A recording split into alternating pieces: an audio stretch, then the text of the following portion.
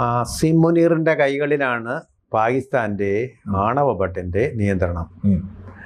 പക്ഷേ അദ്ദേഹം അതിൽ തൊടും മുമ്പ് അവിടുത്തെ ഭീകര സംഘങ്ങൾ അത് തൊടുമോ എന്നുള്ളതാണ്. അതിനെ ന്യായീകരിക്കാനും ഉണ്ടല്ലോ, ഇപ്പം ന്യൂയോർക്കിലും ഉണ്ടല്ലോ ഒരു മേയർ.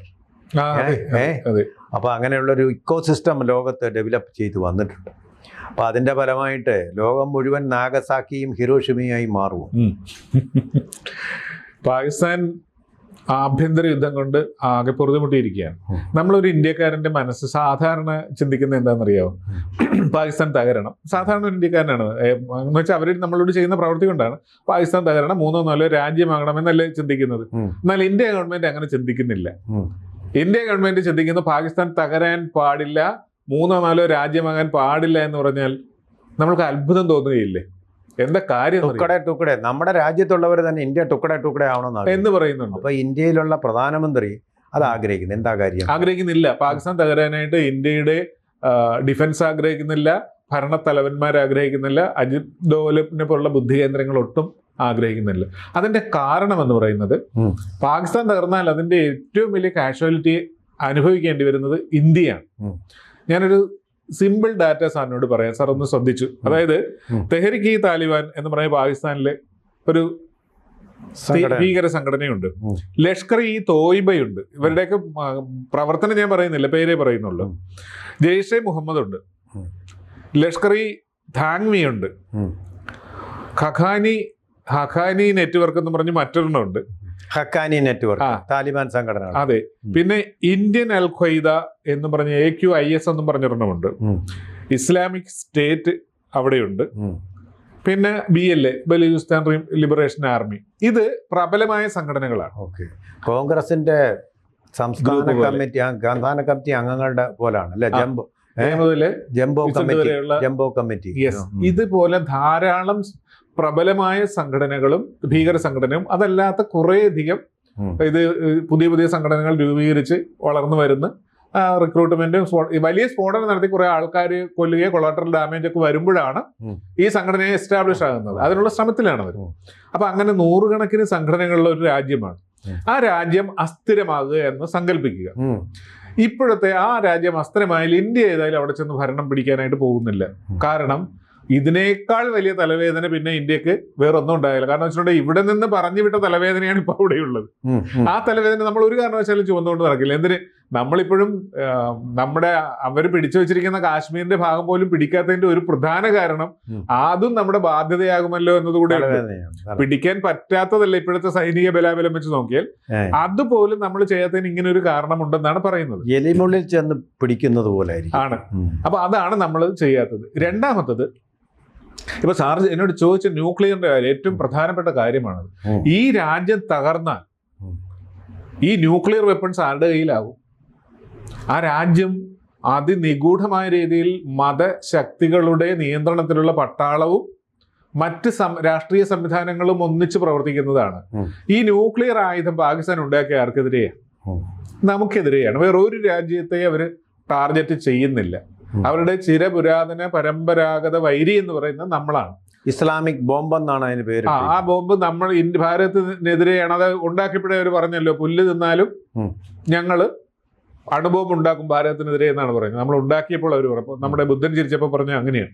അപ്പോൾ ഈ സാധനം അവരുടെ തീവ്രവാദികളുടെ കയ്യിൽ കിട്ടിയാൽ ഇപ്പൊ അവർ AK-47 മാത്രമേ അവരുടെ കയ്യിലുണ്ട്. അതുകൊണ്ട് പിന്നെ ചാവേർ ബോംബുകളും ഇത് മാത്രമാണ് ഇന്ത്യക്കെതിരെ പ്രയോഗിച്ചിരുന്നെങ്കിൽ എന്ത് സംഭവിക്കുമെന്ന് നമ്മൾ പ്രത്യേകിച്ച് പറയേണ്ട കാര്യമില്ല, നമുക്കറിയാം. രണ്ടാമത്തെ കാര്യം, അഭയാർത്ഥികളുടെ ഒരു ഗംഭീരമായ കുത്തൊഴുക്കുണ്ടാകും. ആ രാജ്യം തകർന്നാൽ ആഭ്യന്തര കലാപത്തിൽ അവിടെ നിൽക്കാൻ പറ്റാത്ത രീതിയിൽ ദാരിദ്ര്യം, അതാണല്ലോ അഭയാർത്ഥികളുടെ ഏറ്റവും വലിയ സ്രോതസ് എന്ന് പറയുന്നത് അവരുണ്ടാകാൻ. ഈ അഭയാർത്ഥികൾ ഇന്ത്യയിലേക്ക് ബോർഡർ വളരെ ശക്തമാണ്, കയറാൻ പറ്റുകയില്ല. പക്ഷെ ഇവർക്ക് അതായത് മ്യാൻമർ വഴി അല്ലെങ്കിൽ നേപ്പാൾ വഴി ഒക്കെ ബംഗ്ലാദേശിലേക്ക് ഇവരെങ്ങനെയെങ്കിലും എത്തിപ്പെടും. അത് ഒരു കടൽ മാർഗം വേണമെങ്കിലും എങ്ങനെയെങ്കിലും എത്തിപ്പെടും. ബംഗ്ലാദേശിലേക്ക് എത്തിയുള്ള ഗുണം എന്താണെന്നറിയാമോ? ഇപ്പോഴും ബംഗ്ലാദേശിൽ നിന്ന് ഇന്ത്യയിലേക്ക് കടക്കാൻ എളുപ്പമാണ്. ശ്രീലങ്കയിൽ നിന്ന് ഇന്ത്യയിലേക്ക് നുഴഞ്ഞു കയറാൻ എളുപ്പമാണ്. കാരണം ഭയങ്കര വാസ്റ്റായിട്ടുള്ള ഒരു കോസ്റ്റ് നമ്മൾക്കുണ്ട്.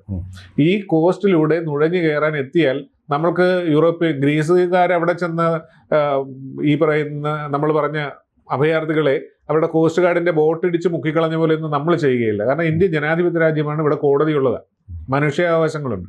നമ്മൾക്ക് ഇവരെ സ്വീകരിക്കേണ്ടി വരും, പല രീതിയിൽ സ്വീകരിക്കേണ്ടി വരും. അപ്പോൾ നമ്മൾക്ക് ആദ്യത്തെ ബാധ്യത അതായും. രണ്ടാമത്തെ കാര്യം എന്ന് പറയുന്നത്, ഇവിടെ പിന്നെ ആർക്കാണ് പ്രസക്തിയുള്ളത്? എന്തായാലും അവിടെ ഒരു പാവ ഗവൺമെന്റ് എങ്കിലും വരും. ആരായിരിക്കും സാർ അതിനെ നിയന്ത്രിക്കുന്നത്? സാറിന്റെ ഒരു ഊഹം പറഞ്ഞേ.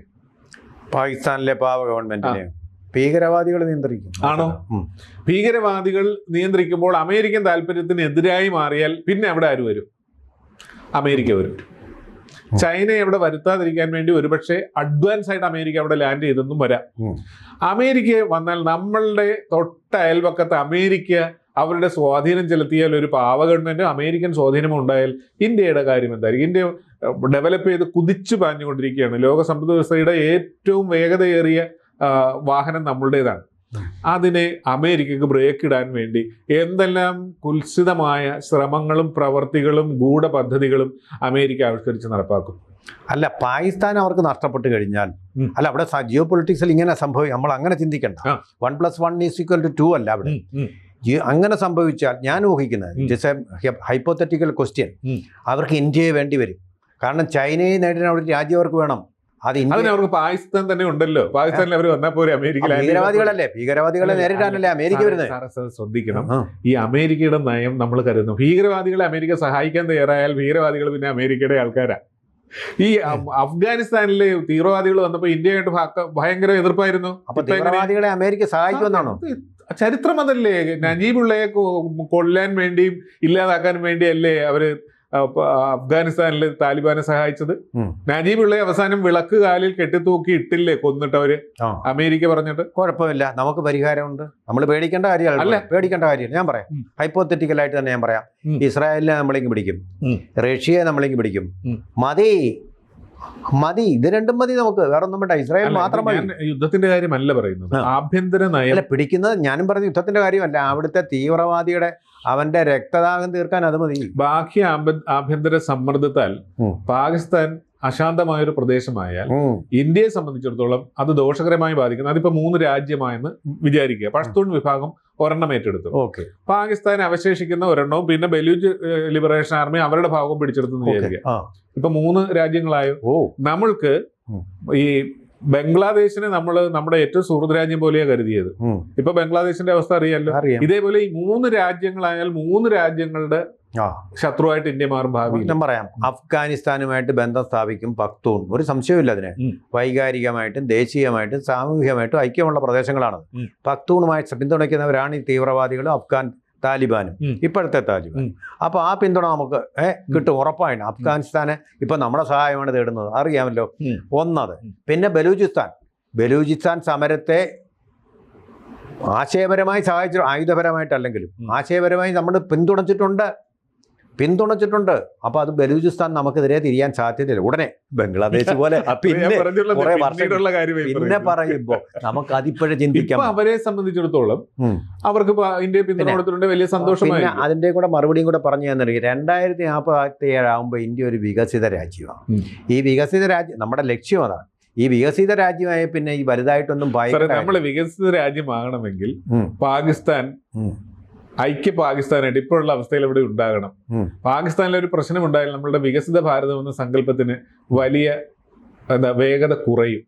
കാരണം ഒരു അയൽ രാജ്യവുമായിട്ടുള്ള നമ്മുടെ പ്രശ്നം ഇപ്പോൾ ബംഗ്ലാദേശിനെ കൊണ്ടുവന്ന് നമ്മളോട് പ്രശ്നം ഉണ്ടാക്കുന്ന പോലെ ഈ വേഗത കുറക്കാൻ വേണ്ടിയാണ് അമേരിക്ക. ഇതിനൊരൊറ്റ ഉത്തരവേ ഉള്ളൂ, നമ്മുടെ അയൽക്കാരനെ നമുക്ക് നന്നാക്കാൻ ഒരിക്കലും പറ്റില്ല. അയൽക്കാരനെ നന്നാക്കേണ്ട കാര്യമൊന്നും നമുക്കില്ല. പക്ഷേ അയൽക്കാരൻ മോശമാകാതെ സൂക്ഷിക്കേണ്ടത്, അയൽപക്കത്തൊരു കുടിയനും ആവാസനം വന്ന് താമസിക്കാതിരിക്കേണ്ട നമ്മളുടെ മനസ്സമാനത്തിന് ആവശ്യമെന്ന രീതിയിൽ പാകിസ്ഥാൻ സ്വസ്ഥമായിട്ട് മുന്നോട്ട്, അത് തകരാതിരിക്കാൻ ഇപ്പൊ ഏറ്റവും പരിശ്രമിക്കുന്നത് ഇന്ത്യയാണ്.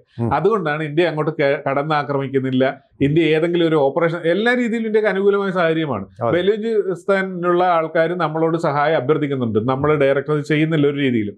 അതേപോലെ തന്നെ പഷ്തൂൺ വിഭാഗം അഫ്ഗാന്റെ സഹായത്തോട് നമ്മളുമായിട്ട് ചർച്ച നടത്തി. പക്ഷെ ഒരു രീതിയിലും നമ്മളതിൽ ഇടപെടുന്നില്ല. കാരണം എന്ന് വെച്ചിട്ടുണ്ടെങ്കിൽ ഇന്ത്യ ഗവൺമെന്റിന്റെ പോളിസി എന്ന് പറയുന്നത് ആ രാജ്യമായിട്ട് തന്നെ നിലനിൽക്കണം. പക്ഷെ അവിടുത്തെ ഈ പറയുന്ന ഗവൺമെന്റിന്റെയും സിവിലിയന്റെയും തീവ്രവാദികളുടെയും നയം മാറുക, ഇന്ത്യയുമായിട്ടൊരു പ്രശ്നമില്ലാത്ത രീതിയിൽ നമ്മുടെ അതിർത്തി സീല് ചെയ്ത് കഴിഞ്ഞാൽ പിന്നെയും അവരെ ഏതെങ്കിലും രീതിയിൽ നുഴഞ്ഞു കയറി ബോംബ് പൊട്ടിക്കുന്ന രീതിയോ ആക്രമണമോ വരികയാണെങ്കിൽ അതിനെ നേരിടുക എന്നത് മാത്രമേ ഉള്ളൂ. അതല്ലാതെ അവിടെ ഒരു ആഭ്യന്തര കലഹം ഇന്ത്യയുടെ ദീർഘകാല താല്പര്യത്തിന് ദോഷമാണെന്ന് മാത്രമല്ല, ലോകത്തിന് ഒരു ന്യൂക്ലിയർ ഭീതി വിതക്കുന്ന, ഇന്ത്യക്ക് മാത്രമല്ല ലോകത്തെ എല്ലായിടത്തും ഒരു ന്യൂക്ലിയർ കൺഫ്യൂഷൻ ഉണ്ടാക്കുന്ന ഒരു സ്റ്റേജിലേക്ക് അത് പോകും. തീർച്ചയായിട്ടും. ABC ന്യൂസിന് മലയാളത്തിൽ മാത്രമല്ല സംസാരിക്കാൻ അറിയാവുന്നത്, പറയാൻ അറിയാവുന്നതും, അതിന് ഹിന്ദിയും കൂടി ഉണ്ട്. ഒരു ഹിന്ദി ABC ഹിന്ദി ന്യൂസ് ചാനലുണ്ട്, ABC ഹിന്ദി ന്യൂസ്. അത് കാണുക. ദേശീയമായിട്ടുള്ള കാര്യങ്ങൾ അതിലൂടെ കൂടുതൽ ആഴത്തിൽ മനസ്സിലാക്കാൻ നിങ്ങൾക്ക് സാധിക്കും. ABC Hindi news. കൂടുതൽ വാർത്തകളും വിശേഷങ്ങളും നിങ്ങളിലേക്ക് എത്താൻ ABC മലയാളം സബ്സ്ക്രൈബ് ചെയ്യുക, ബെൽ ബട്ടണും അമർത്തുക.